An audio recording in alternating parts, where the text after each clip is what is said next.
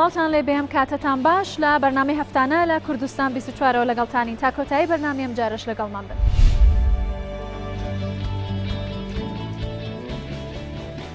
لە سلێمانی پیاوێکی بەتەمان خولیای کۆکردنەوەی وێنەی کۆن و دەگمەنی هەیە و زۆرێک لە کارەسات و ڕووداوەکانی مێژووی وەک وێنە ئەرشیف کردووە.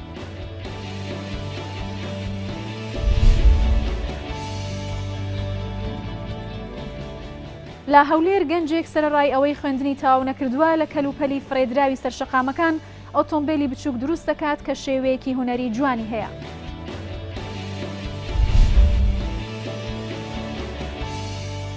لە کۆمەڵگەی شاریای ڕۆژاوای دهۆک کچێکی زدی بەهرەمەند لە خوری چەندین بووکەڵەی ڕەنگاوڕەنگ دروست دەکات و شێوازەکانی ژیانی ڕۆژانەی ئیزدیەکانی تێدا بەکاردەهێنێت.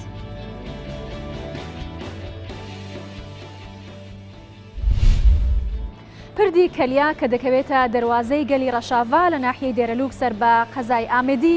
پردێکی کۆن و مێژوویە کە لەسەر هەمان شێوازی پردی دەلالی زاخۆ پێش 400 بۆ 450 ساڵ لەمەوبەر دروست کراوە. ئەو پردە لە سەرەتادا بۆ هاتوچۆی بازرگانی و ئابووریەوە هەروەها هاتوچۆی هاوڵاتیان بەکاردەهێنرا هەندێک جاریش بۆ هاتوچۆی لەشکەرەکان بووە چونکە پردەکە ناحیەی نێروە و ڕێکان بێکەوە دەبەستێتەوە. ئێستاش پردەکە کاری لەسەر دەکرێت و بڕیارەکە نۆژەن بکرێتەوە.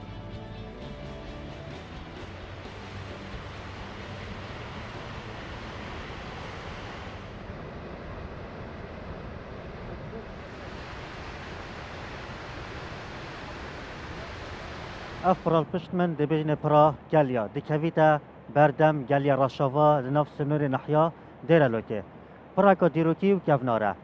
دیروک آبکرنا وی پر دزوریت دوروبرین 400 حتی 450 ساله زاینی تایبتی وسط دهتا دیار کرن بو سردم سلطان حسن ولی اوه میره مرنشینا بهدینان بو سال 1534 حتی سال 1576 زاینی در سالداری مرگه بهدینان کریه جبر کو میر سلطان حسن ولی گلک پروژه چکسازی ناف سنور مرگه خو مرگه بهدینان دا آوا کرن اوه که بوچونک کارجی وسط دیور کی دهتا دیار کرن دبیتن آوا کرن و پر دزوریت بو سردم میر محمد ساطی میر مرگه کردستان با کوریه بویا هندک جارا دا سالداری گشته و دوره لورا دبیتن اف پروژه ایکش پروژه میر محمد ساطی بیتر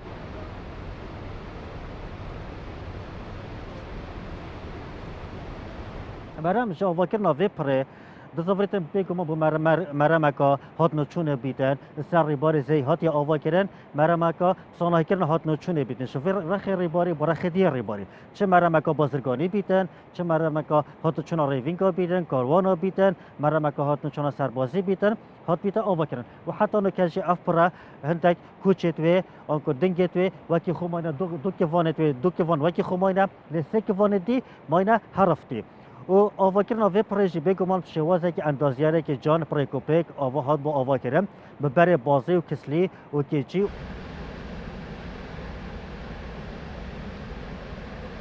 برد وی پروژه سری گوپیت که چه دینان جی و جد هاتا گوتم کسی که داف کس حتی گشت یا ویری کو نکفتی بتا عردی و واسه هاتیا دیار که سر برید خورستی هاتی نه آوا کردن دنگت وی پره و حتی نکشف پره گوشت و وکی خمایه لی حتی سال 1961 زاینی هات نوچون یا مروفان سروی پره بشوی که آسایید هات نوچون لی پشتی دور هاتیا چول کردن جاکر کارت کردن بارودوخ سیاسی سر دور هاتیا کردن اف پره سه دنگت وان سه کوچت وان هوای هرفتی هر واسه جاکر کارت کردن بفر و باران زور سر دور هاتی دیار کردن که اف پره سه دنگت وان سه کوچت وان جی که وارد وان جی هاتی هرفترم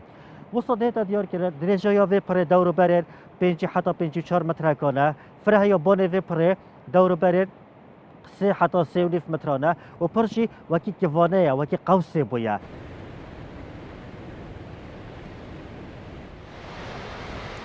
پرچی کو شوازه که اندازیاری و یه پره کوپک و جار و هاتی آوا کرد التیماهی جی وصل دیف زالیاریت مهین اف کمپانیا یا هایدرو پاور بو بر همینا را کهربی بوده و را بهدینار و پارزگاه دهوکه الوی پر هاتیا سر پر شلکن بن پر دا شلکن پلان ده های دیف به زالیاریت ما که اوه پر وکی سالن بریم زفری نوه وکی شواز شینواری شواز کفناری کردواری بریم زفری نوه و دیت نامه جیو صده تا دیار کرد هندک هاتیا دست بکرن جیب بو ترمیما اوه پره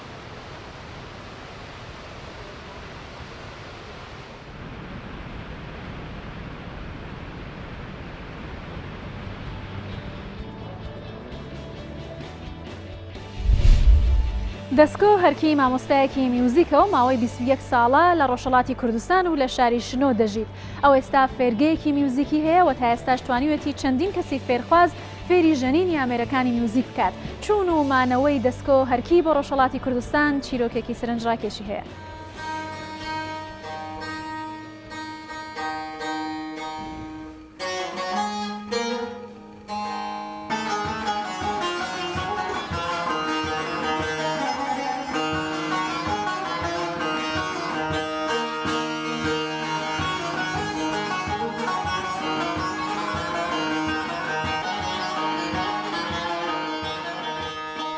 ساڵی 1970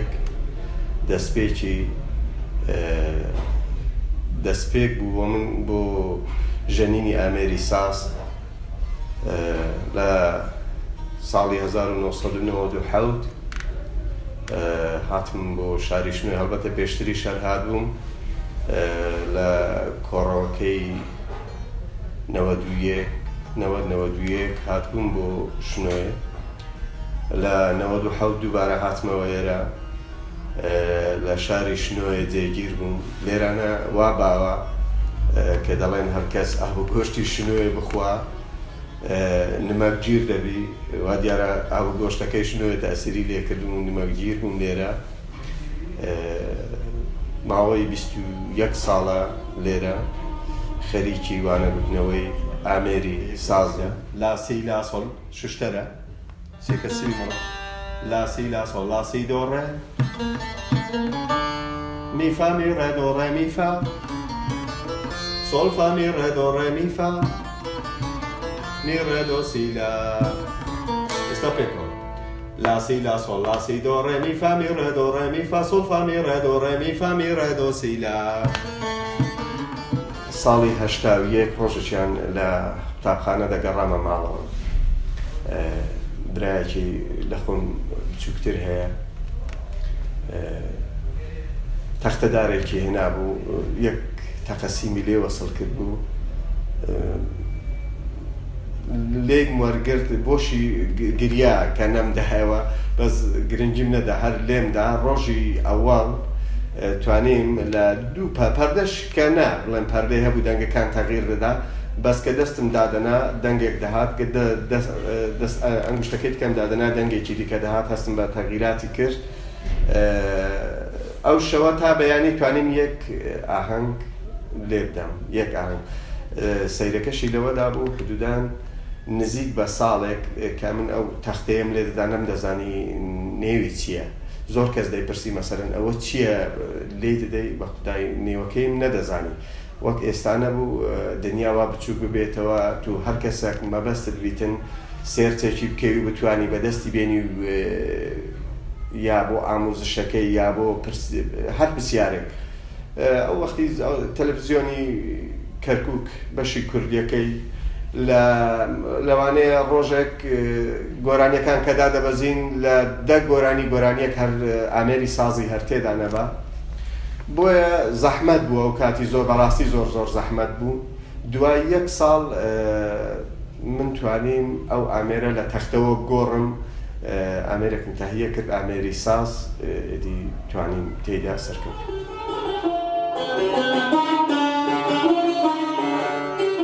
لەگەڵ بەشی زۆری لە هونەرمەندە گەورەکان یەکدیمان ناسیوە، لە هونەرمەندی گەورە شەبان پەروەر، هونەرمەند جوان حاجۆ، هونەرمەند گەورە ڕەزازی، ئەوانە هەموو یەکترمان بینیوە. زۆریش چۆن بڵێم یعنی هونەرمەندەکانی دیکەش پەیوەندیمان باشە. دروستە ماوەی 21 ساڵە من لێرەم، ئەوان لەوێن ڕەنگە بە حکمی ئەوەی دوورکەوتنێک یا ناوبڕێک دروست بووە، ماوەگە ناگەینی هەر وەختێک هەر کەسێک هەر هونەرمەندێک پێویستی بە کارەکانی من بووە بە خۆشحاڵیەوە دەتوانم هەر وەک هۆزان ئەسحەد دەستی یارمەتی درێژ بکە، بە زۆر بە شانازیەوە بە خۆشحاڵیەوە ڕادەوەستم و یارمەتی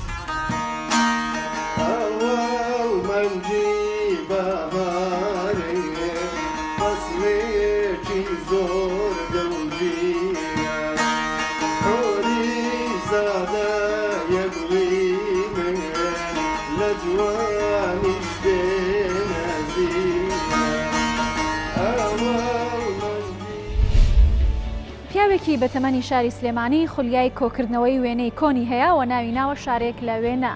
ئەو دەڵێت کە زۆربەی وێنەکانی وێنەی سەرکردەکانی کورد و شۆڕش و هەروەها ڕوودا و بەسەرهاتەکانی مێژووی گەلی کوردن. مام ڕەجەب دەڵێت کامانجی لەم کارە ئەوەیە کە بنەوەی ئێستا بڵێ ئەو ئازادی کە ئێستا هەمانە لە ئەنجامی قوربانیدان و شۆڕشە یەک لە دوایەکەکانی گەلی کوردستان بۆ توانیمانە ئەو وڵاتەی ئێستا لەسەری بنیات بنین.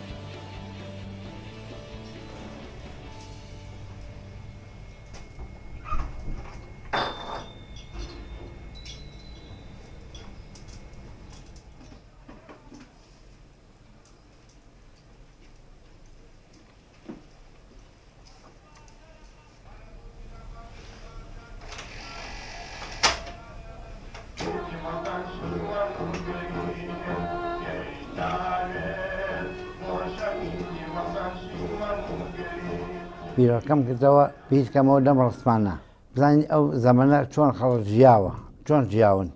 بیرم لێ کردەوە کۆی کەمەوە تقریباً 6 ساڵە کۆکردنەوەی ڕستمەکەم ئێستاش ئەوەی کەم کۆکردێتەوە ئەنوا ئۆشکال تایە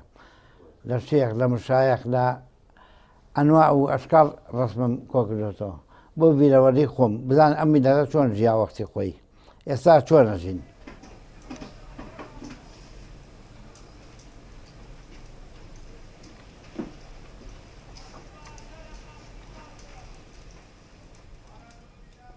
خەسمەکانم هیچ شەیدەکان کاسبکارەکان سیاسیەکان هەتا تەنانەت ئەوانەی سنی سیاسین کەسایەتی ناوشار دەرەوە هەمووی کۆکردەوە مەسەفی خۆم ئەگەر بڵێم لە ئەمریکا و ڕسمم هێناوەتەوە جەماعەتی خولا بیزە لە ئەمریکاوە هێناوەتەوە ڕسم لەوێ بۆ هێناوەتەوە بێنە.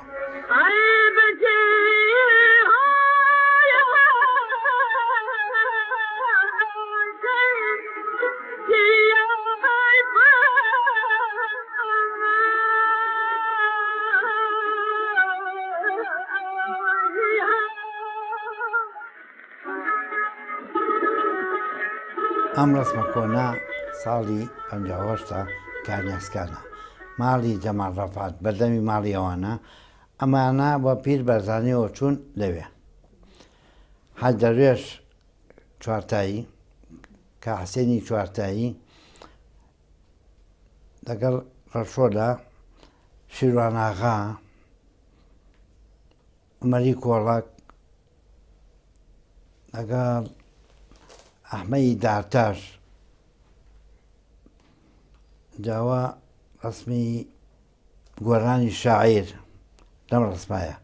جا ناوەکانی هەمووی نووسیوە ئێستا لە بەیانەوە خەریکم قسمێ ناوماوە بزانم چێ ماوە جژنە جەژنی کوردستانە جەژنی نەورۆزە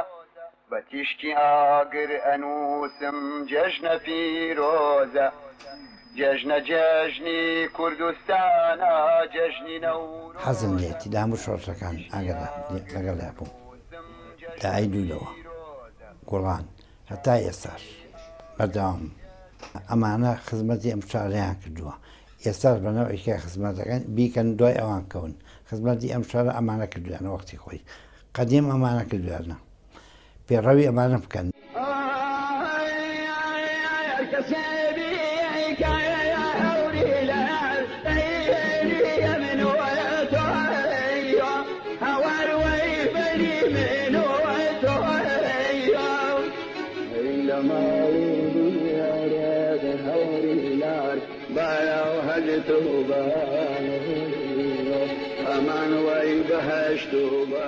بەیانیان زوویەم بۆ خۆشی خۆم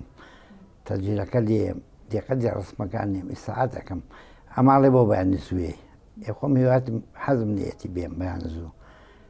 بۆنیان پێوەکەم تەماشایان کەم گوێ لە سەوتی وەرانەکانم بگرم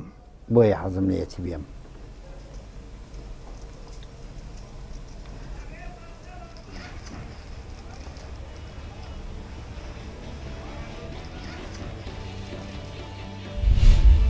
گەنجێکی شاری هەولێر لەگەڵەوەی کە خوێندنی تاوا نەکردووە و پیشەی باخەوانیە بەڵام بەهرێکی جیاوازی هەیە. جیاوازی کەشی ئەوەیە کە ئەو لە کەلوپەلی فڕێدراوی سەر شەقامەکان خان و ئۆتۆمبیل بە بچووکی دروست دەکات. ئەو دەشڵێت ئەگەر کاراسانی بۆ بکرێت دەتوانم کارەکەم بەرفراوانتر بکەم.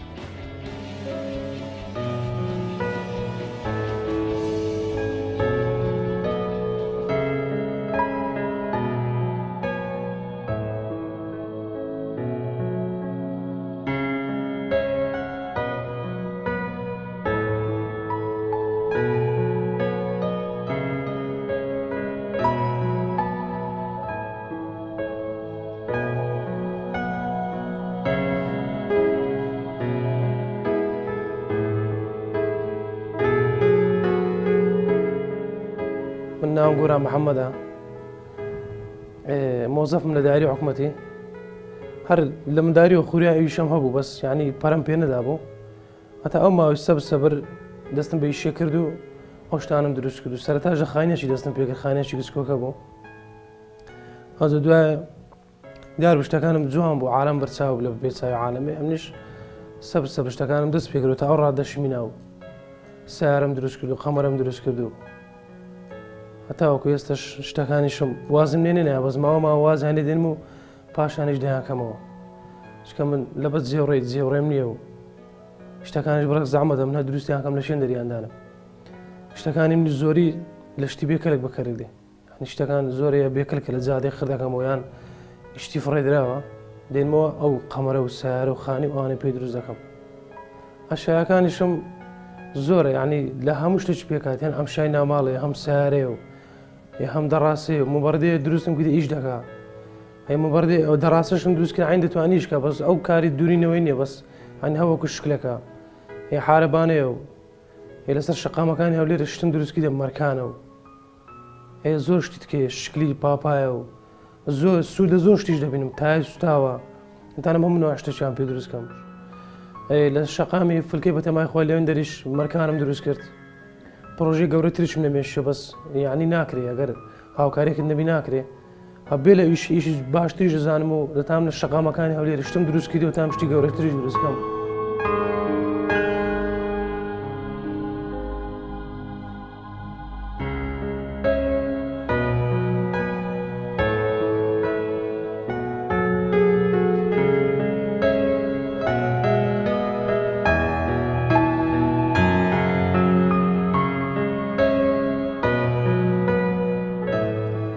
حەز دەکەم باسی پێکاتەکانی ئەو سیارە بکەم کە لە چ دروست دەکرێت ئەو سیارە زۆر بە زەحمەت دروست دەکرێت ئێستا بیبینی لەوانەی ئاسامی بە زۆر بە زەحمەت دروست دەکرێت جاری وایە بە دوو ڕۆژ بە سێ ڕۆژ لە دوو شتە شتێکەکەم تا دەهینم لەگەڵ سیارەکە ڕێکی دیخ زۆری شتەکانیشی یعنی لە شتی بێکەلک پێکاتی ئەو لایتە ئەو قۆدی سینکۆلەیە بنی قۆدی سینکۆلەیە ئەو سوکانە زۆری بازنی گچکەی مداران بەکاردێنم تایەکانی شێر تایە مبەڕیدەیە تایە مبەردەی لۆی تێدێخم بۆ شێوازی سیارەکەی دەڕازێنمەوە پێکاتەکانی سبوو هەندە سبووقی هەم بخۆم دەیانکەم هەندە شێە برادرێک مێ محەممەددارە دەست خۆشببی ئەو بڕێک یارمەتیم دەدا لەوە بۆ یاخەکان ئەگەڵ بۆ یاخەکان کە زۆر جوانە یعنی دیزین لەگەی فەرقیە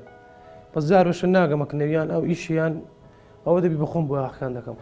دیزایانی سیارەکانیش یەکەم زارۆکی ڕەسامەشی لەسەر تەختەدارێکی دروستی دەکەم پاشانیش بەدەستی دەریان دێنم ئەوزە دوایش لێکی دەدەم ئەنی ئەوە نیە برەی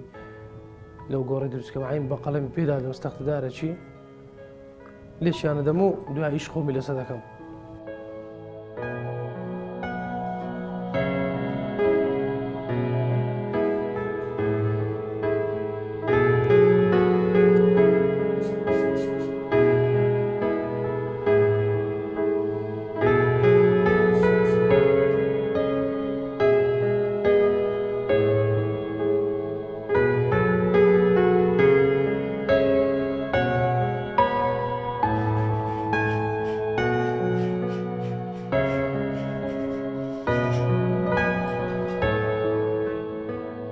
مشکلەکەی من بەس جێڕێ بەڕاستی جێڕێ زۆر لەم بهیمە من چەند سارە ویشێ دەزانم نزیکەی 10 سارە 9 سارە ویشێ دەزانم مشکلیەوە منێ بەس مشکلێت جێمە چکە من ناتوانم ئەو شیانە جێشی دانم و لە ماوەی 20 ڕۆژەوەدا شتم دروست کردی ئەگە بێ و جێم هەبی دەتوانم شتی زۆر گەورەتریش دروستکەم و سیارەکان و هەم خانێکم ئیشەکانیشم گەورەتریشکەم بەس جێگایش هەم ئیشەکانم لێدانم یعنی عالم بیان بینی هەل لە مارێ و ئەگەم ماوە پێشانگەیان پێ بکەمەوە گەنا ئیشەکانم هەل لە مارێ عزیشم لێ جێیەکم هەبی بەس ئەشیاکان لێدانێم و خەڵک تەماشا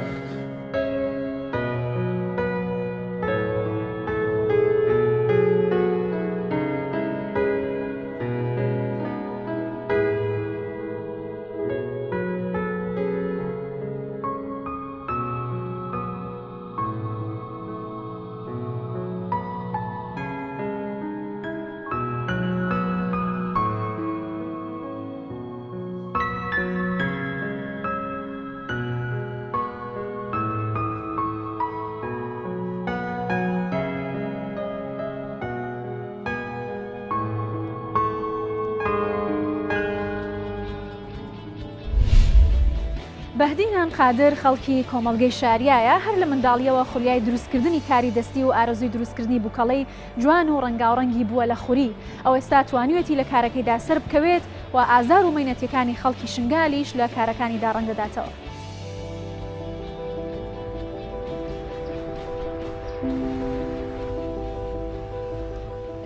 من شکچکاتی خودت گرک حجوی کاری گریه و پشتی مال و هوال بوینه پشتوان من بطرف کار کرد و گرک نیزی که من کار دستی بوی هوال جیانا من.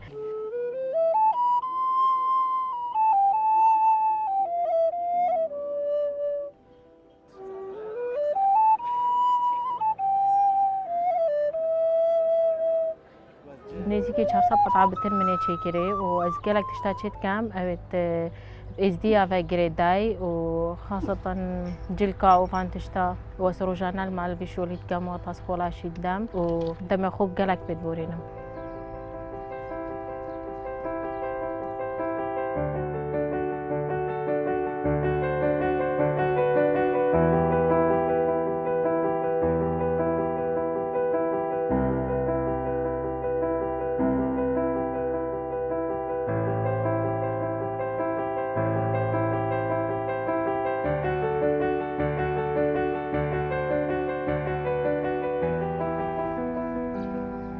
از گلک وی کاری نشان تا فیش دست داعش در کفتینو آوارا و وی تفکر بتر دیار بتن و خلق فیر بتو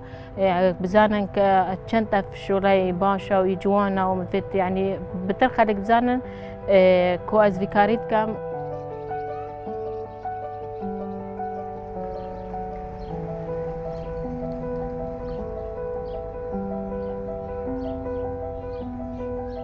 هنجی قدام من هبت روزانه از نزدیکی 14 جمعراشی ویکاریت کم دا مرو چند ویکاری بکرد بتر تدا شارزاد بت تشتی چی کریش بیر ناکتن دو چند بردام بی سر ده بتر فیر بی و بتر دقاری فکر خوب که هنیا کسی دورو بر.